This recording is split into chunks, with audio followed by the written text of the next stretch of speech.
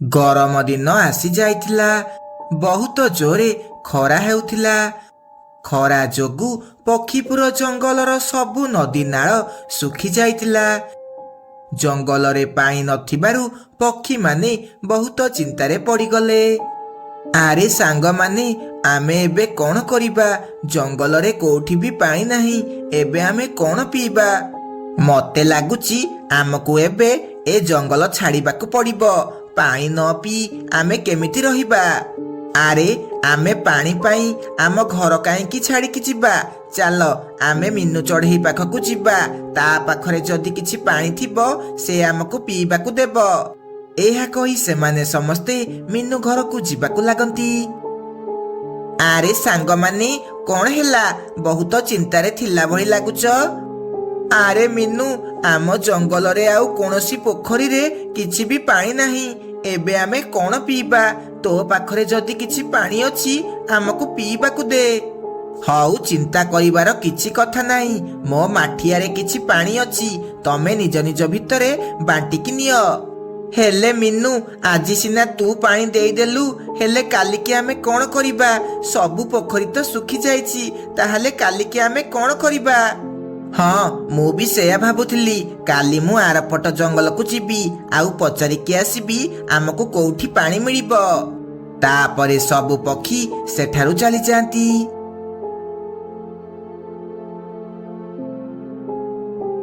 ତା ପରଦିନ ସକାଳୁ ମିନୁ ଚଢ଼େଇ ଆରପଟ ଜଙ୍ଗଲ ଯିବାକୁ ଲାଗେ।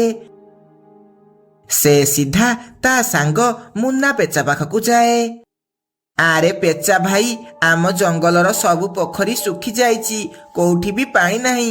ମତେ କହିପାରିବ ଆମକୁ କୋଉଠୁ ପାଣି ମିଳିପାରିବ? ଶୁଣେ ମିନୁ ଚଢ଼େଇ, ଆମ ଜଙ୍ଗଲର ଶେଷ ଆଡ଼କୁ ଗୋଟେ ପୋଖରୀ ଅଛି। ସେଠି ତମକୁ ପାଣି ମିଳିବ। ହେଲେ ତମେମାନେ ଦିନରେ ଆସିକି ପାଣି ନେବ। ରାତିରେ ସେଠାକୁ ଯିବନି। କାହିଁକି ନା ସେଠି ଗୋଟେ ଡାହାଣୀ ରହୁଛି। ସେ ରାତିରେ କାହାକୁ ବି ପାଣି ନେବାକୁ ଦଉନି। ଆରେ ପେଚା ଭାଇ, ଇଏ କି ବେକାର କଥା କହୁଛ? ଆଜିକାଲି ଦୁନିଆରେ ଡାହାଣୀ ଆଉ ନାହାନ୍ତି। ଆରେ ମୁଁ ସତ କହୁଛି, ମୁଁ ମିଛ କହୁନି। ସତରେ ସେଠି ଗୋଟେ ଡାହାଣୀ ରହୁଛି। ହଉ ଠିକ ଅଛି, ଆମେ ଦିନରେ ଆସିକି ପାଣି ନେବୁ। ରାତିରେ ସେଠାକୁ ଯିବୁନି। ଏହା କହି ମିନୁ ଚଢ଼େଇ ନିଜ ଜଙ୍ଗଲକୁ ଫେରି ଆସେ ଆଉ ବଣ୍ଟିକୁ ଯାଇ ସବୁ କଥା କୁହେ। କିନ୍ତୁ ରାତିରେ ଯିବା କଥା କିଛି କୁହେ ନାହିଁ। ମିନୁ, ତୋର ବହୁତ ବହୁତ ଧନ୍ୟବାଦ। ମୁଁ ଏବେ ଯାଇ ସମସ୍ତଙ୍କୁ ଏକଥା କହିଦେବି। ସମସ୍ତେ ଯାଇ ସେଇଠୁ ଏବେ ପାଣି ଆଣିବା। ଏହା କହି ସେମାନେ ନିଜ ନିଜ ଘରକୁ ଚାଲିଯାଆନ୍ତି। ରାତିରେ ଗୋଟେ ବୁଢ଼ୀ କାଉ ସେ ପୋଖରୀକୁ ପାଣି ନେବାକୁ ଯିବାକୁ ଲାଗେ।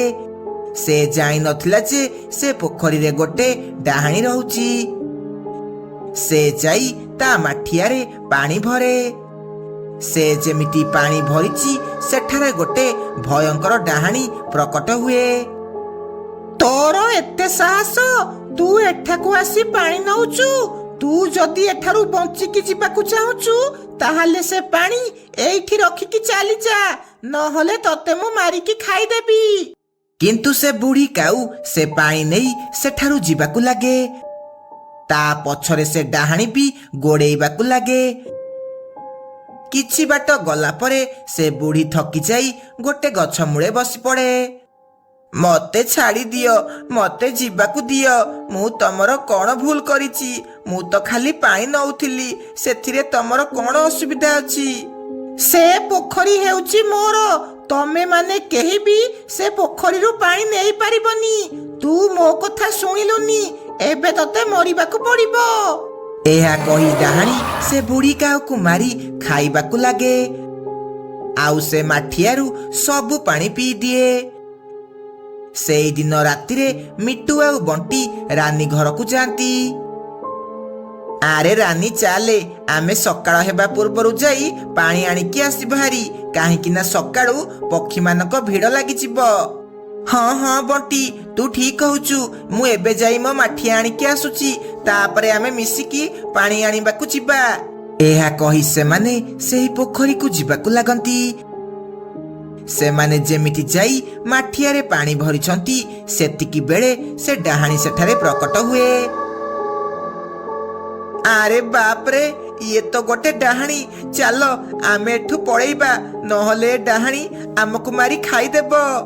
ଏହା କହି ସେମାନେ ମାଠିଆ ଛାଡ଼ି ସେଠାରୁ ଦୌଡ଼ିକି ପଳାନ୍ତି ଆଉ ସିଧା ମିନୁ ଘରକୁ ଯାଆନ୍ତି। ଆରେ ସାଙ୍ଗମାନେ, ତମର କଣ ହେଲା? ଏତେ ରାତିରେ ତମେ ଏଠାକୁ କାହିଁକି ଆସିଛ? ଆରେ ମିନୁ, ସେ ପୋଖରୀକୁ ଆମେ ପାଣି ନେବାକୁ ଯାଇଥିଲୁ, କିନ୍ତୁ ସେଠି ଯାଇ ଆମେ ଯେମିତି ପାଣି ଭରିଛୁ ଗୋଟେ ଡାହାଣୀ ସେଠାକୁ ଆସିଲା ହାରି। ଆମେ ମାଠିଆ ଛାଡ଼ି ଦୌଡ଼ିକି ପଳେଇ ଆସିଲୁ। ଆରେ ହଁ, ମୁଁ ଗୋଟେ କଥା କହିବାକୁ ତତେ ସେଦିନ ଭୁଲି ଯାଇଥିଲି। ସେ ପୋଖରୀରେ ଗୋଟେ ଡାହାଣୀ ରହୁଛି, ଆଉ ସେ ରାତି ହେଲେ ବାହାରୁଛି। ତମେ ଏବେ କାହିଁକି ପାଣି ଆଣିବାକୁ ଯାଇଥିଲ? ଆରେ ମିନୁ, ସକାଳେ ଭିଡ଼ ହେବ ବୋଲି ଆମେ ରାତିରେ ପାଣି ନେବାକୁ ଯାଇଥିଲୁ। ଏବେ ସେ ଡାହାଣୀର କିଛି କରିବାକୁ ପଡ଼ିବ, ନହେଲେ ଆମେ ସେଠାରୁ ପାଣି କେମିତି ନେବା? ତାପରେ ମିନୁ ତା ଉପାୟ ବିଷୟରେ ସେମାନଙ୍କୁ ସବୁ କଥା କୁହେ। ହଉ ଠିକ ଅଛି ମିନୁ, ଆମେ ସବୁ ବୁଝିଗଲୁ। ଆମେ ଏବେ ଏମିତି ହିଁ କରିବା। ତାପରେ ମିନୁ ଗୋଟିଏ ମାଠିଆ ନେଇ ସେ ପୋଖରୀକୁ ପାଣି ଆଣିବାକୁ ଯାଏ। ସେ ଯେମିତି ମାଠିଆରେ ପାଣି ଭରିଛି ସେ ଡାହାଣୀ ସେଠାରେ ପ୍ରକଟ ହୁଏ। ମିନୁ ସିଧା ସେ ପାଣି ନେଇ ସେଠାରୁ ଦୌଡ଼ିକି ଯିବାକୁ ଲାଗେ। ଡାହାଣୀ ବି ତା ପିଛା କରିବାକୁ ଲାଗେ। ରାନୀ ଗଛ ଉପରେ ଗୋଟେ ମାଠିଆରେ ଗଙ୍ଗା ଜଳ ଧରିକି ବସିଥିଲା। ମିନୁ ନିଜ ମାଠିଆ ଥୋଇ ସେ ଗଙ୍ଗା ଜଳ ଥିବା ମାଠିଆକୁ ନେଇ ସେଠାରୁ ଯିବାକୁ ଲାଗେ। କିଛି ବାଟ ଗଲା ପରେ ଡାହାଣୀ ତାକୁ ଧରି ପକାଏ। ଏବେ ତୁ କୁଆଡେ ଯିବୁ ଚଢେଇ? ତୋର ଏତେ ସାହସ? ତୁ ମୋ ପୋଖରୀରୁ ଆସିକି ପାଣି ନଉଛୁ? ଏବେ ତତେ ମରିବାକୁ ପଡିବ। ନାଇଁ ନାଇଁ ଡାହାଣୀ, ତମେ ମତେ କ୍ଷମା କରିଦିଅ। ମୁଁ ଭୁଲରେ ପାଣି ଭରିବାକୁ ଆସିଲି ହେରି, ଆଉ ଆସିବିନି। ଇଏ ନିଅ ତମ ପାଣି। ଡାହାଣୀ ସେ ପାଣି ନେଇ ପିଇବାକୁ ଲାଗେ। ଡାହାଣୀ ଯେମିତି ସେ ପାଣି ପିଇଛି ତା ଦେହ ଜଳିବାକୁ ଲାଗେ, କାହିଁକି ନା ସେ ମାଠିଆରେ ଗଙ୍ଗା ଜଳ ଥିଲା। ଡାହାଣୀ କିଛି ସମୟ ଭିତରେ ଜାଳି ପୋଡ଼ି ପାଉଁଶ ହେଇଯାଏ। ତାପରେ ସବୁ ପକ୍ଷୀ ଗରମ ଦିନରେ ଖୁସି ଖୁସି ସେ ପୋଖରୀରୁ ପାଣି ନେବାକୁ ଲାଗିଲେ। ମିନୁ ଚଢ଼େଇ, ରାନୀ କାଉ ଆଉ ଲୁସି ପାରା ବହୁତ ଭଲ ସାଙ୍ଗ ଥିଲେ। ସେମାନେ ସବୁବେଳେ ଗୋଟିଏ ଗଛ ଉପରେ ବସି କଥାବାର୍ତ୍ତା ହେଉଥିଲେ। ଦିନେ ବୁଲବୁଲ ଜୋରେ ଉଡ଼ିକି ସେଠାକୁ ଆସିଲା। ଆରେ ଆରେ ସାଙ୍ଗମାନେ, ତମେ ଜାଣିଛ ଆମ ଜଙ୍ଗଲରେ ଏବେ ରାତିରେ କଣ ହେଉଛି? ଆରେ କଣ ହେଇଛି? ତୁ ଏତେ ଜୋରେ ଉଡ଼ିକି କୋଉଠୁ ଆସିଲୁ? ଆରେ ମିନୁ ଭଉଣୀ, ତମେ ଜାଣିଛ ଆମ ଜଙ୍ଗଲକୁ ଗୋଟେ ଡାହାଣୀ ଆସିଛି। ସିଏ ରାତିରେ ସମସ୍ତଙ୍କ କବାଟ ବାଡ଼ଉଛି, ଆଉ ଯିଏ ବି ଘରୁ ବାହାରକୁ ଯାଉଛି ସେ ତାକୁ ତା ସହ ନେଇ ଯାଉଛି। ଆରେ ବୁଲବୁଲ, ଇଏ ତୁ କଣ କହୁଛୁ? ସତ କହୁଛୁଟି? ଆରେ ରାନୀ ଭଉଣୀ, ମୁଁ ମିଛ କାହିଁକି କହିବି? କାଲି ମିଟୁ ଭାଇର ପୁଅ ବିଟୁକୁ ସେ ଡାହାଣୀ ଉଠେଇକି ନେଇଯାଇଛି। ସେଥିପାଇଁ କେହି ବି ରାତିରେ ଘରୁ ବାହାରିବନି। ଏହା କହି ବୁଲବୁଲ ସେଠାରୁ ଚାଲିଯାଏ। ମିନୁ, ରାନୀ, ଲୁସି ବି ନିଜ ନିଜ ଘରକୁ ଚାଲିଯାଆନ୍ତି।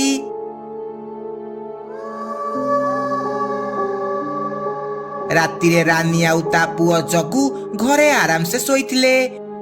ଅଧରାତିରେ ତାଙ୍କ ଘର କବାଟ କିଏ ଜୋରେ ଜୋରେ ବାଡ଼େଇବାକୁ ଲାଗେ। ରାନୀର ନିଦ ଅଚାନକ ଭାଙ୍ଗିଯାଏ। ଆରେ ଏତେ ରାତିରେ ମୋ ଘର କବାଟ କିଏ ବାଡ଼ଉଛି ନା କଣ? ନା, ମୁଁ ବୋଧେ ସ୍ୱପ୍ନ ଦେଖୁଛି। ଯଦି କାହାର ଦରକାର ଥିବ ସେ ଆଉ ଥରେ କବାଟ ବାଡ଼େଇବ। ଯାଉଛି ଶୋଇ ପଡ଼ିବି। ଏହା କହି ରାନୀ ଶୋଇ ପଡ଼େ। କିଛି ସମୟ ଯାଇଛି, ପୁଣି ଥରେ କିଏ କବାଟ ବାଡ଼େଇବାକୁ ଲାଗେ। ରାନୀ ଯେମିତି କବାଟ ଖୋଲିଛି ସେ ଦେଖେ ବାହାରେ କେହି ବି ନାହାନ୍ତି। ଆରେ ଏଠି ତ କେହି ବି ନାହାନ୍ତି। କିଏ ମୋ ସହ ମଜାକ କରୁଛି ନା କଣ? ଆରେ ହଁ, ମନେ ପଡ଼ିଲା। ସେ ବୁଲବୁଲ କହୁଥିଲା ଜଙ୍ଗଲରେ ଗୋଟେ ଡାହାଣୀ ବୁଲୁଛି, ସେ ସମସ୍ତଙ୍କ କବାଟ ବାଡ଼ଉଛି। ଯାଉଛି ଶୋଇ ପଡ଼ିବି ଲୋ ମା। ଏହା କହି ରାନୀ କବାଟ ବନ୍ଦ କରି ଶୋଇ ପଡ଼େ। ସକାଳୁ ରାନୀ ଯାଇ ତା ସାଙ୍ଗମାନଙ୍କୁ ସବୁ କଥା କୁହେ। ରାନୀ, ତୁ ଆମକୁ ମିଛ କଥା କହିକି ଡରଉଛୁ ନା? ନାଇଁ ମିନୁ, ମୁଁ ମିଛ କାହିଁକି କହିବି? ସତରେ କାଲି 2 ଥର କିଏ ଆସିକି ମୋ କବାଟ ବାଡେଇଲା। ସେଇ ଡାହାଣୀ ମୋ କବାଟ ବାଡେଇଛି, ସତ କହୁଛି ମୁଁ। ନାଇଁ ରାନୀ, ତୁ ବୋଧେ ସ୍ୱପ୍ନ ଦେଖିଛୁ, ସେଥିପାଇଁ ତୁ ବହୁତ ଡରି ଯାଇଛୁ। ଆଜିକାଲି ଦୁନିଆରେ ଡାହାଣୀ ଆଉ ନାହାନ୍ତି। ଆରେ ମୁଁ ସତ କହୁଛି, ତମର ମୋ କଥା ବିଶ୍ୱାସ ହେଉନି ନା? ହଉ, ଯେତେବେଳେ ଡାହାଣୀ ଆସିକି ତମ କବାଟ ବାଡେଇବ, ତାପରେ ତମେ ଜାଣିବ। ଏହା କହି ରାନୀ ସେଠାରୁ ଚାଲିଯାଏ। ସେଦିନ ରାତିରେ ଲୁସି ତା ପୁଅ ଟିକି ସହ ଶୋଇଥିଲା। ଅଧରାତି ହେଇଛି, ତା ଘର କବାଟ କିଏ ଜୋରେ ଜୋରେ ବାଡାଏ। ଲୁସିର ନିଦ ଭାଙ୍ଗିଯାଏ।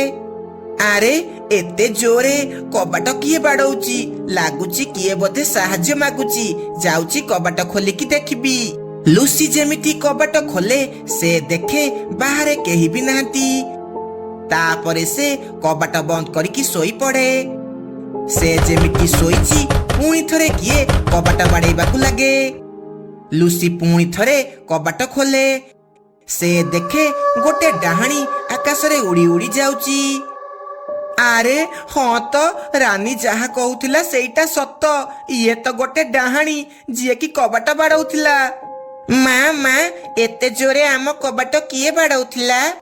ଆରେ ପୁଅ, ଗୋଟେ ଡାହାଣୀ ଏବେ ଆମ ଘର କବାଟ ବାଡଉଥିଲା।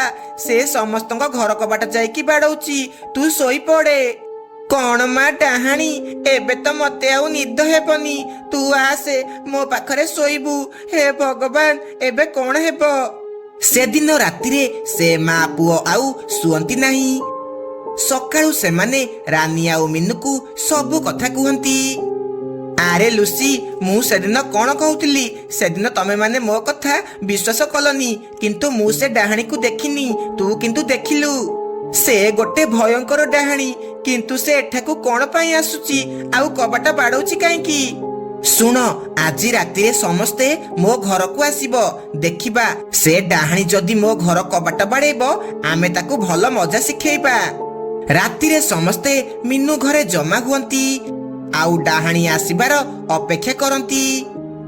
ଅଧରାତି ହେଇଛି, ମିନୁ ଚଢେଇର କବାଟ କିଏ ଜୋରେ ଜୋରେ ବାଡାଏ। ସମସ୍ତେ ବହୁତ ଡରିଯାଆନ୍ତି। ମିନୁ ଯାଇ ଝରକା ପଟେ ଦେଖେ, ତା ଘର ଆଗରେ ଗୋଟେ ଡାହାଣୀ ଠିଆ ହେଇଛି। କବାଟ ଖୋଲ, କବାଟ ଖୋଲ, ମତେ ତମ ପିଲାମାନଙ୍କୁ ଦିଅ। ମୁଁ ସେମାନଙ୍କୁ ମୋ ସହ ନେଇଯିବାକୁ ଆସିଛି। ମୁଁ ସେମାନଙ୍କ ସହ ଖେଳିବାକୁ ଚାହୁଁଛି। ଆରେ, ଇଏ ତ ଆମ ପିଲାମାନଙ୍କୁ ନେବାକୁ ଆସିଛି। ଆମେ ଏବେ କଣ କରିବା? ଶୁଣ, ଏ ଡାହାଣୀ ଏମିତି ଯିବନି। ଆମେ ଚାଲ ଗୋଟେ କାମ କରିବା। ଆମେ ସେ କବାଟ ପାଖରେ ଯାଇ ହନୁମାନ ଚାଳିଶା ପଢିବା। ଦେଖିବ, ସେ ଡାହାଣୀ ଆଉ ଏଠାକୁ କେବେ ବି ଆସିବନି। ତାପରେ ସେମାନେ ଯାଇ କବାଟ ପାଖରେ ବସି ହନୁମାନ ଚାଳିଶା ପଢିବାକୁ ଲାଗନ୍ତି। ଡାହାଣୀ ଯେମିତି ହନୁମାନ ଚାଳିଶା ଶୁଣିଛି, ସେ ଛଟପଟ ହେବାକୁ ଲାଗେ। ଆଉ ସେ ଜଙ୍ଗଲ ଛାଡି ସବୁଦିନ ପାଇଁ ସେଠାରୁ ଚାଲିଯାଏ। ତାପରେ ସବୁ ପକ୍ଷୀ ଆଗ ଭଳି ଖୁସି ଖୁସି ରହିବାକୁ ଲାଗିଲେ।